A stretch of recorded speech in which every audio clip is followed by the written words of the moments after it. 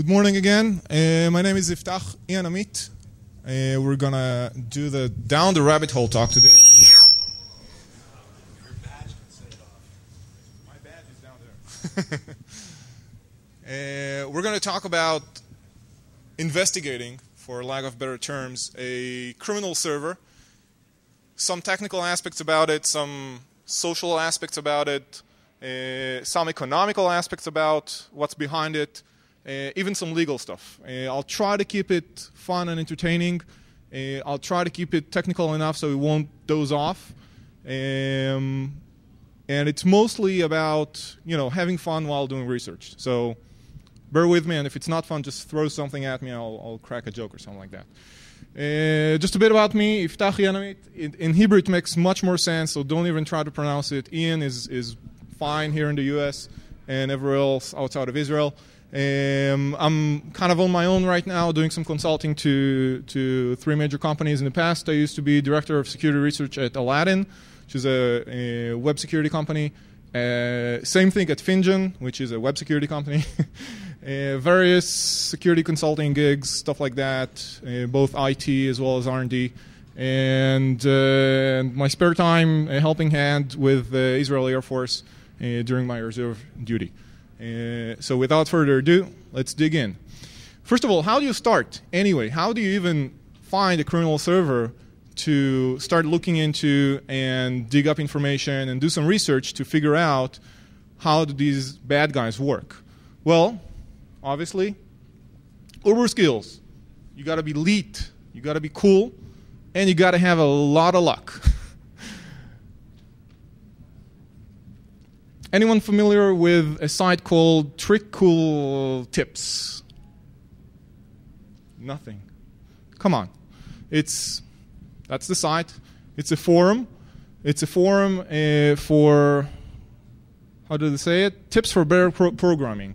We just happened to stumble upon it, seriously. Scanning the web, combing the desert from Spaceballs, looking for sites with some kind of malicious content.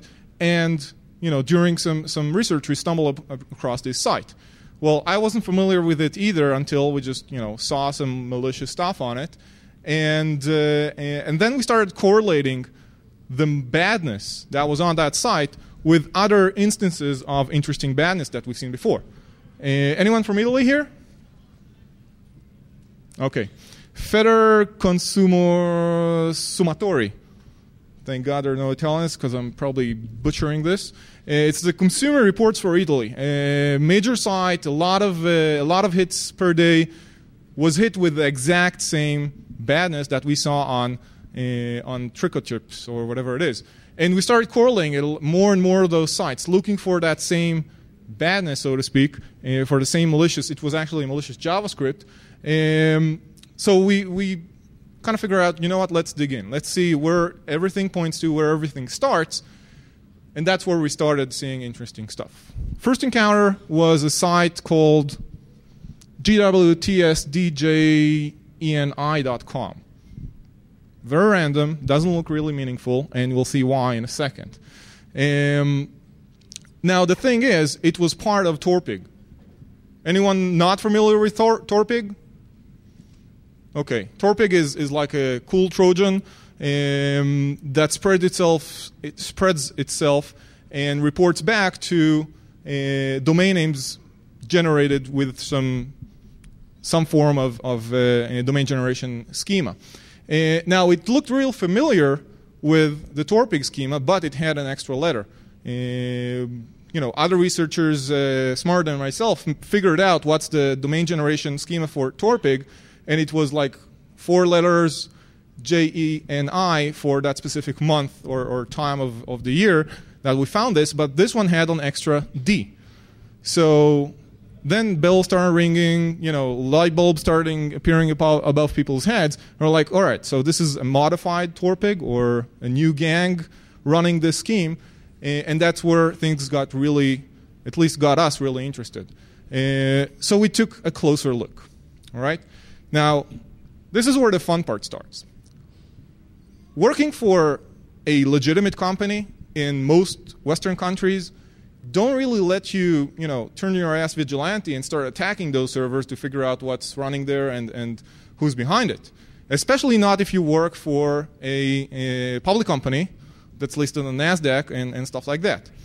So the only thing you can do is kind of passively scan, look for stuff that's public, not really like stick your finger too hard, and figure out what's up there. So with a very basic scan of predictable names of files and directories that we try to look at on the server, we found a file called en.php. This turned out to provide us with this. Yeah, I know. Anyone recognize this? Yeah, it's a PHP shell. And then we were like, aha, this is where it gets really interesting. Now, we didn't really do any hacking so far, right? We're just, kind of lamers looking around. But you stumble across a PHP shell. And if you're familiar with this, this is part of the R57 shell suite. This is just the command interface. So if you look up for R57 shell.php, you get the whole thing. With the file transfer, the FTPs, the connectbacks, the emails, the whatever you want, the edits. Really, really cool. At that point, we're like, oh shit, all right. This might be a problem, even at that stage. Why? Well, it's not ours. It is the bad guys, but, are we even allowed to go there? And that's where the story gets interesting. Yeah. I did my bachelor's degree with some kind of legal kind of courses, but I've never thought I had to actually use them. First dilemma was, have you gotten too far? I mentioned it before. You look at a server and suddenly, bam, you got a shell. You didn't even do a connect back, you didn't fire up backtrack or a metasploit or anything like that. You just got a shell on a criminal server that's attacking people and spreading bad code. So as for the first dilemma, well, we just followed an injector script on a legitimate site. So we found out about the domain name, about the server legitimately. And we kind of ran across a service that was offered by the server. It wasn't protected, no passwords or anything like that. That led us, using our knowledge to figure out what's the full shell, the R57 new.php. Good so far. Second dilemma, how far can we go? That's where lawyers really get messy. Thank God for General Counsel back at the company and the New York lawyers that we worked with. And we figured out what can we do and what can't we do. We can't crack things. We can't guess things that aren't public knowledge. Is that a question? Yeah.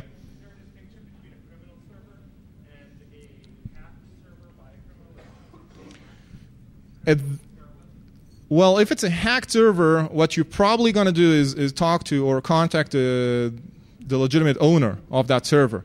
These questions are in the context of researching a criminal server. And even with that, and we'll get to why we're being so careful with the research itself, because it's got a lot of implication not only on the company, but on the actual research and its results.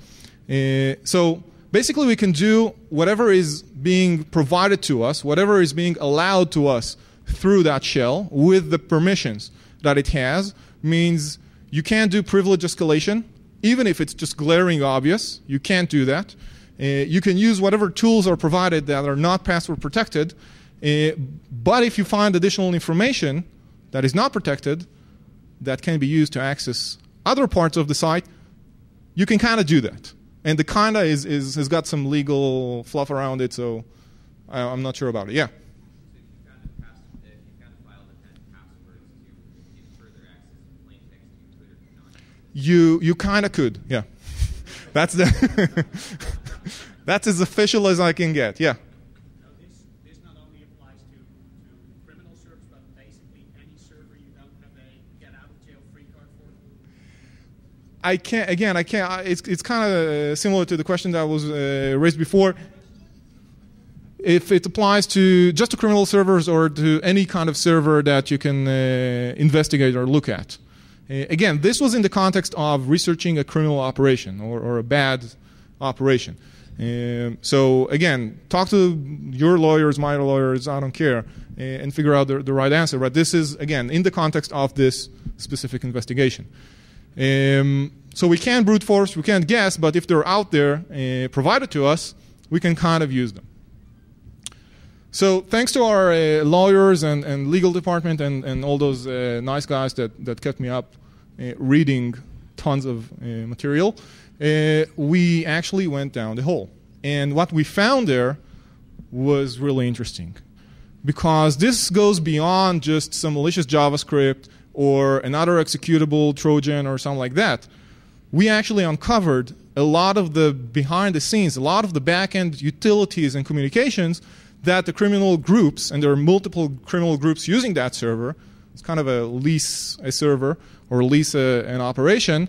And we found just tons of stuff that provided us and the law enforcement around the world a lot of information to pursue those criminal groups. Starting with Newsploit, there are a couple of talks, at least that I went to, that mentioned Newsploit. I'm going to mention it again because I just, I spent a lot of time with it, and I'm not going to, just let it go. Newsploit is an attack framework used to spread malicious JavaScript attack clients and infect them with Trojans or whatever you want. Automated tools to inject legitimate sites with malicious code, all right? Because you want to spread the word. You want to get to legitimate sites that are going to attack their customers, their visitors, instead of just providing all that badness from the criminal server. We found a PHP myadmin, which is, again, very useful for figuring out the back end. Truck full of Trojans, tons of them. Unbelievable. We even found that this server was also used by the Synoa group, which is why I mentioned before the modified Torpig domain generation schema. Tons of Trojans, and actually some of the Trojan generation tools back there. AW stats logs, always fun to look at someone else's logs and figure out, how active is that server, how many people have visited it, and get some statistical information from that. Setup instructions. I kid you not. Setup instructions. You get a manual that tells you how to install several parts or different parts of the software that is designed to attack visitors and manage those attacks. You just get the manual. A mail backend for tracking infections, a directory filled with OpenVPN certificates, because criminals are secure as well, and you need to connect to that server securely. All right, so you want to open an OpenVPN tunnel to it instead of just connecting plain text. A huge list of cPanel credentials. I'll talk about this later. This was kind of a whiteboard for the several people that were logging into the server. So one would write down, oh, look at that cool credential, and the other one would say, oh, yeah, I got it before. It belongs to some hosting provider, and so on. So really interesting. Some more utilities and exploits, and a funny 15 most wanted kind of rip-off page hosted on that site. Again, I'll show it later. Start with the tool. I mentioned that at the beginning. One of the interesting tools that we found was called FTP iframer. Basically, it's a PHP script which you feed with a lot of FTP credentials that were stolen using the Trojans that were sitting on people's computers that got infected by, and so on and so forth. And you just feed it with username, password, domain, username, password, domain. And all it does is it automatically goes and tries to access that FTP server, tries to log in, verifies that the credentials are correct. Once they are, it looks at what is accessible on that server.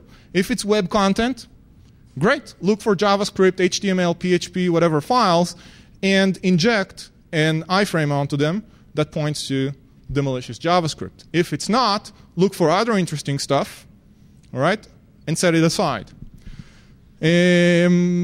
Supports several users, so each user has his own login and credentials that he uploads. So you can actually run multiple campaigns at the same time that are separate from each other to cater for several criminal groups, which means that this server, again, was leased to at least 3 different distinct criminal groups that we could point out at. And the logs themselves were accessible. We found more than 200,000 credentials on that server. That's more than 200,000 FTP servers that may or may not contain web information, web content, or even non-web content. Documents, files, applications, whatever it is, with credentials that vary from read-only to full access. The second tool that we found there, and I promised I'm going to linger onto that a little bit, is Neosploit. Well, Neosploit is my favorite. It's my favorite because it really shows how in the criminal community or criminal ecosystem, there is a supply and demand. There are the software developers and there are the clients. Neosploit has got a long documented history of development from a very simple exploit framework through its iterations and additions of multiple user support to support several criminal groups, enhanced reporting, multiple loader configurations, so you can say, you know what, if you're coming from this area, geographically speaking of the world, I'm going to provide you with that Trojan. But if you're coming from that area, there's another Trojan that specializes in, banking activities in that area of the world. Database is improved from flat files to a full-on sequential database. And in version 3, enhanced licensing, again, licensing in a criminal tool. I can't remember who talked about it yesterday, but they mentioned it as well. There's a full-on licensing scheme on this thing, and it's locked to an IP address and a user password. Enhanced installation through a SOX proxy that can only be resolved statically. Enhanced reporting on exploit ROI and database management. So this is kind of the 10,000 feet view. Digging deeper into the tool, we were actually able to gain access, obviously, to all the components. First of all, the installation script. I went through that before, the SOX. Cool install script, by the way. Great bash programming. Takes care of all the, it's kind of stupid proof. You just run it. It downloads the actual CGI, the compiled L files from a SOX through a SOX proxy. Sorry. Does all the version checking, all the permission checking, creates the RC files, and logs everything. We'll talk about the logging in a second. This is a quick view of the install script. Again, username and password are required to even start the installation. These guys are making sure that you're root because you need to get there. This is a download URL, which again can't be accessed just like this. You have to go through a SOX proxy. This domain doesn't resolve to anything. Some error checking, the SOX retrieval. As I said, some cleanups on the Unix system, on the Linux system, init scripts. Everything is ready. And once this is installed, that's it. It will update itself regularly, and you're just good to go. This is what we got from the logs. Again, why is Neosploit my favorite? Because it's well maintained. You can see that there's a demand out there, and that the developers are responding to it. What we did is we logged all the major and minor updates. Basically, every time there was a new version or a patch or an update to Neosploit, in a specific day, we logged the number of times that an update was applied. And this is number of times per day. Okay, so you can see that it was pretty active during the time where we investigated it. There are some rumors that Neosploit was gone when they came back with version 3.1, and after that they kept maintaining it for a short while until they died again. But that's a pretty interesting graph that indicates on the level of support and the level of updates that you're getting from a tool that you actually bought from these guys. I'm not saying even bad guys, they're just developers, yeah. That's 2008, yeah. The rest is not that much fun. I mean, it is if you're like in the zone and doing reverse engineering and stuff like that. It's basically composed of 3 different parts. The daemon, which takes care of the database backend interface. Index CGI is the exploitation front end. This is what the customers or the users see, where all the logic in terms of what kind of operating system you run, what kind of browser you run, where are you coming from geographically, and all those decisions that decide what kind of exploit am I going to send you and what kind of Trojan is going to be sent, and the admin CGI, which is the admin interface, where users can manage all the infections that and report on all the infections that they ran through. Some more digging into the actual tool. This is just the fun stuff again from the Neosploit key validation going on. They're loading the license, verifying the license against a server that's available, that the developers are running on the internet, and verifying that the installation is running from an IP that was actually licensed to run from. And this is some more logic in terms of referring this is from the customer or the victim endpoint, getting the hash of the IP and the browser string, validating the referrer because they came from a legitimate site, and I need to know or document which site actually sent them over here, picking an exploit and encrypting it and sending it back to the victim. This is a little more fun because you can get more data out of it. This is the admin interface. Again, there was a question here about using credentials that are written plain text, stuff like that. So yeah, that's the kind of. This was done using the admin user, so you can see all of the users that are configured on the system and using it to spread badness, and all of their statistics and specific, like detailed vulnerability, performance reports. That was back at the time where PDF was like really out there, and no one patches Adobe stuff and stuff like that. So you can see the statistics, the success statistics of different exploits through this interface. If I'm a user of the system, I can actually say, oh, wait, but that SB ActiveX is no longer like really killing people. How about you update it? Hence the frequent updates that came on later, and detailed statistics in terms of per exploit, operating system, version, language, and so on and so forth. Off from Neosploit. Any questions so far, by the way? No, we're good. All right, another script that we found that was, again, really useful and interesting. I mentioned before the domain generation schema. All right, a lot of people were working on kind of reverse engineering the logic of how those malicious domains keep changing. Well, that was nice, but what we did is we looked at the source code for the domain generation. I mean, it was just there on the server. What actually happened was that the Sinol group took the Torpig domain generation script and modified it and adapted it to their needs. So it was great for just keeping track of that server because it just kept moving in terms of its domain and actual physical location. These are also available. Should be available, I think, on the DEF CON site. If not, I'll upload them later on. Another script that's pretty interesting for understanding how do the bad guys work, proxy judge. That's just a little nugget kind of a script. It's a CGI to test whether the victim is behind a proxy or not.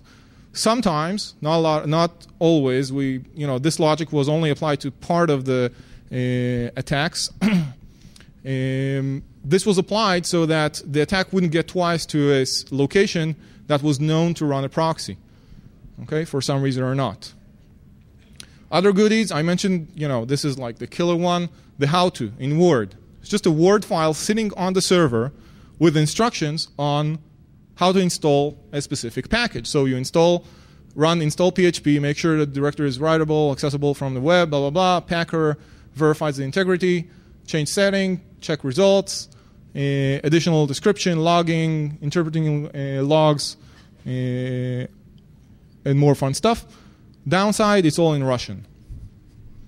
I don't know why, but always keep a Russian-speaking person in your research group, otherwise you're like really screwed. Last script I think I'm going to talk about is, or finding from the server, is the cPanel goodies. I mentioned it before. Again, this is kind of the whiteboard for the criminals to use for exchanging ideas, information, stuff like that. Hundreds of domains. And cPanel, you know what cPanel is. I'm not going to explain it to you. Just, access. Inline comments in Russian on some of the sections. This is like a really, really rough translation. So, but it's still funny. Like clearly has not been able to look after. That was on a credential that they kept like infecting, and the guy kept changing it, but for some reason they kept getting that password back. So probably the guy that was changing the password was infected, and it just kept feeding back to the criminals. Previously worked as something in Russian, clearly no longer works for entries that are dead and shouldn't be worked on anymore. Need to pop in and remove the soap base. There's probably like a legitimate word in Russian that Google translates to soap base that relates to, I don't know, maybe an installation or iframe, I don't know what. Too many sites and is not small. And my favorite is master admin cPanel. That was found right next to a credential that related to a hosting site address, like the whole hosting provider. A lot of fun. Again, obviously everyone that was on that list was notified, and I don't know if they took care of it or not, but at least we tried. Some humor. Remember the top wanted, 15 most wanted thing? Well, this was kind of we couldn't figure out if it was a joke or a teaser to law enforcement or whatever, but it was just there. And this is how it looked like. They took the U.S. Marshals 15 most wanted fugitives website, they ripped it off and modified it to contain their nicks and aliases and stuff like that. It's all in Russian. I don't know. It's kind of funny, but Now, while we're doing this, obviously we're not just sitting on this data. Once we got like clearance from legal and stuff like that, we started working with CertCC. The reason why we worked with CertCC and not like specific certs in specific locations is that this thing was just so spread out that it was impossible for a team. I had like 5 people at the time working for me and myself to just keep emailing and phoning and contacting all those different locations. We had like 86 countries that were affected by this. So CertCC came to the rescue. A lot of, I don't know if there are any CertCC guys here. You're not feds, it's okay. You just work with them. Did a lot of great work in terms of coordination and were very responsive to us. They actually created a small task force to handle all of that data that was passed along to them. And they passed it along to law enforcement as well. They analyzed the logs, and I mentioned before, 86 different countries, did all the notification process, and helped us, again, work with the FBI and Secret Service in the U.S. Because there are a few like high-profile government sites that were affected here as well. So that kind of raised their awareness, like, oh yeah, we'll work with you guys. Now, just to kind of visualize what kind of impact this single server had geographically, we took remember the 200,000 credentials I talked about before? We mapped them to the approximate geographical location of the associated servers they were given access to. So this is what we got. And that's the reason why, again, we worked with CertCC and not specific individual countries. This basically covers most of Western Europe, East Coast, West Coast, and some spots in the Far East Asia, Japan, and stuff like that. And even these guys, and you can't just say, you know what, I'm just going to focus on the U.S. and a few countries here. Once you lay your hands on something like that, in terms of a researcher, you got to notify everyone. Everyone's on the same class. So, South Africa, Brazil, Peru, whatever is there, you can just, try to phone them all. So did we get any closure on this? We did a lot of work in terms of analyzing the tools, analyzing the Trojans, analyzing the techniques that were used to distribute all this badness. We worked with CERT, to coordinate the notification to all the affected sites so they can clean them up and stop, exposing their users to that kind of badness. And it took a few good days to get the notification process. And after a few good days, most of the sites were fixing their code, removing the iframes, removing the injections, whatever it is. And we actually tracked this through the admin interface for Newsploit, because that's just what we had in place.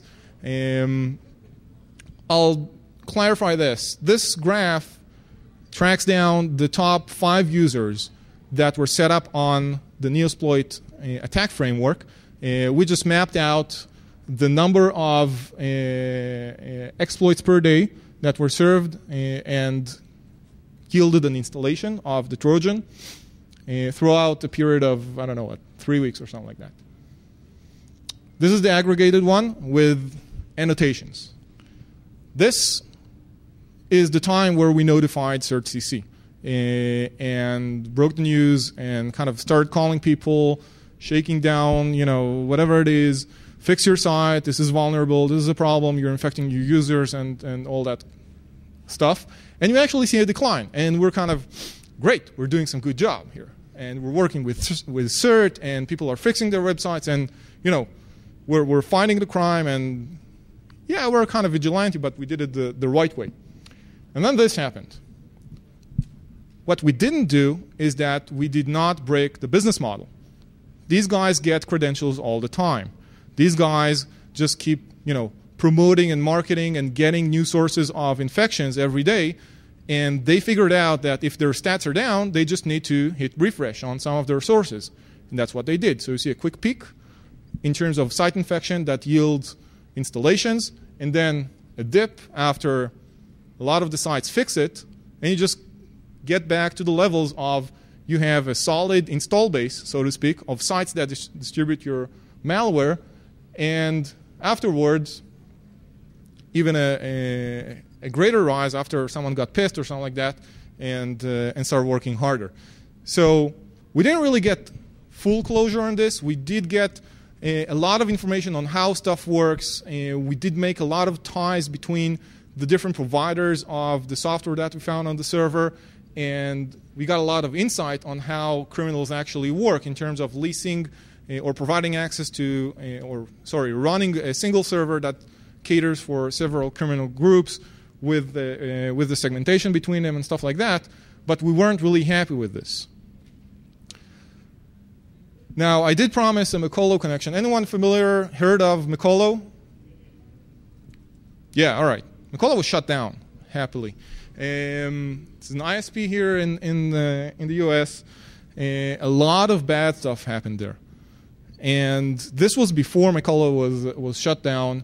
And you probably recognize this. Joker, by the way, is the user that managed this server. And this is us looking at the PHP shell running W and seeing that someone else is logged in to the server at the same time that we're looking at that PHP shell. This is as close as I'll get to like a criminal in real time.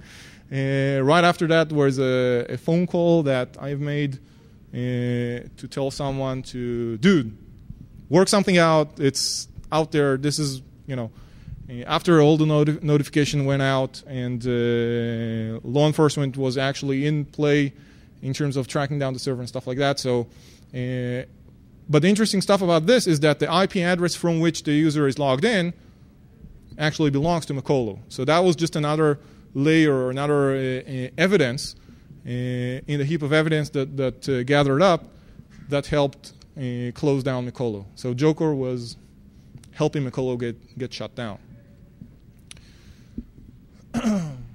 Now, if we are getting close and personal as we did before, we did find something interesting. Some of the applications weren't just publicly accessible to everyone. Okay. Some of the more sensitive applications that manage infections and stuff like that, were not just open to the public, and they were protected with an HT access on the web server. Now, HT access was configured with specific IP addresses that helped, again, this is information that was passed on to law enforcement, helped them point a finger in terms of, oh, so it's that group that's working out of Denmark and that group working out of DC and Newark and Russia and whatever it is, which is pretty helpful if you keep that on your server and limit access to specific users. You're basically outing them if that server gets compromised. Now, everything that I mentioned so far and covered so far talks about cyber crime. All right, this is the intent of getting, John Doe and Jane Doe infected on their home PC, running some kind of Trojan that's going to keylog them and send all their credentials and perform financial fraud and banking fraud and stuff like that. But what's the link between these kind of activities and cyber warfare? Well, yesterday I was at the talk, the cyber warfare talk by Jason, and I promised him some interesting findings from my talk. So here goes. Now, what I'm going to show you is the only thing that was kind of allowed to be shown publicly. This was found on the server itself. Remember when I said that the FTP processing tool was going through credentials, validating them, looking for web content, looking for other content?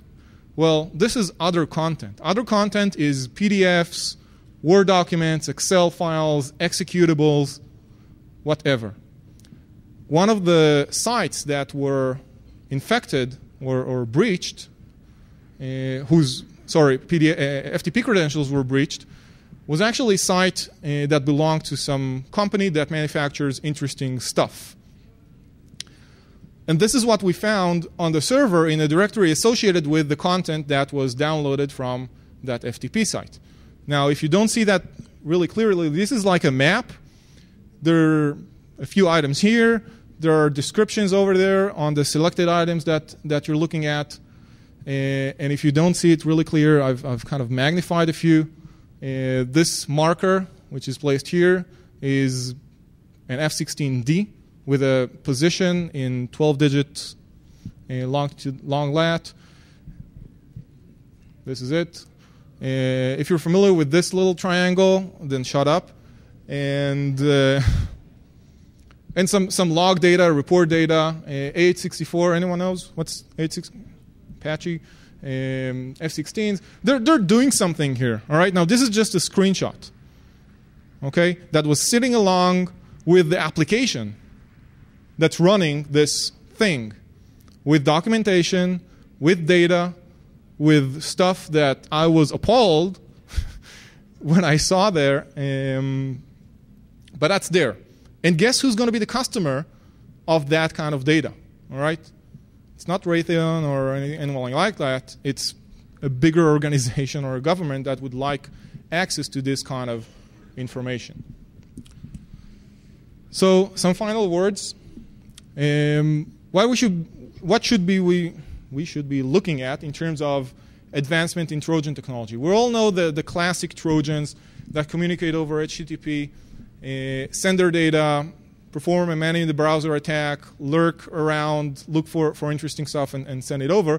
Well, mostly communication, because most of those activities can be monitored and signatured, so to speak, to be identified later on and alerted upon. What if we apply the kind of the communication mechanisms of Web 2.0 to Trojans? Well, this is an idea that has been run around in the industry for a while. Everyone's been trying to get their heads around this in terms of how to cope with this problem. Fortunately, I haven't seen anyone use this yet. But again, the classic communication was Trojan, command and control center, and HTTP back and forth. And the most sophisticated method of evasion was moving that command control center around so it will be hard to catch. Now, what if I send the commands from my command control center through legitimate channels, blogs? All right, I can't block access to legitimate blogs like Blogger and WordPad and stuff like that. And I can even split the command to different parts. So they would be reconstructed using web applications. Google Gear, Yahoo Pipes, Google Mashups, Microsoft Spaces, whatever it is, they all provide you a very easy API, a very easy programming environment to process this kind of data, RSS web data, modify it, adapt it, and basically send back or provide a converted or a programming, combined view of the three different parts of the command to one actual command. Now, again, this is a legitimate site hosted at Yahoo, Google, Microsoft, whatever, and the Trojan communicates with that, not with the command control center. Same goes for reporting back to the command control center. Just post it onto a blog. You can even encrypt it. By the way, if you want any homework, try to look for blogs that make absolutely no sense. Not like language-wise, but just gibberish. All right? Guess what? This is a covert channel used by whoever to communicate between two parties over the legitimate parts of the internet and just post it there. It's got the most uptime ever. So it's just easy. Final words. One thing we did think about in terms of tracking and taking this a step further, but we didn't really have the time or the patience to do, mostly legal, is what if we can plant a bug? All right, this server will keep moving around. It started, when we started looking at it, it was hosted in Argentina, and then it moved on to Florida. It stayed there for a while, moved over to DC. It's really easy and really cheap to move this kind of server around. Now, what if we had the equivalent of LoJack for e-crime? We could plant something on the server, like a web bug or whatever it is, and just Google it or look for it and figure out where is it hosted next if we lose track of the server. We actually thought about it, but as I mentioned before, had a little problem with legal because access has to be granted, and we didn't get right access to the server. And the second problem was working, as security researchers that work for the lighter side of things, is keeping chain of evidence. If you tamper with the data, if you make any changes or modifications, you basically break the chain of evidence, and it can be used by law enforcement to prosecute and can't be used as evidence to look at these groups. So that was kind of the last part of us thinking about tracking these guys. That's it for me for today. We're right on time, I think. If you have any questions, I'm going to be at room 103, Q&A room right outside. Thank you very much.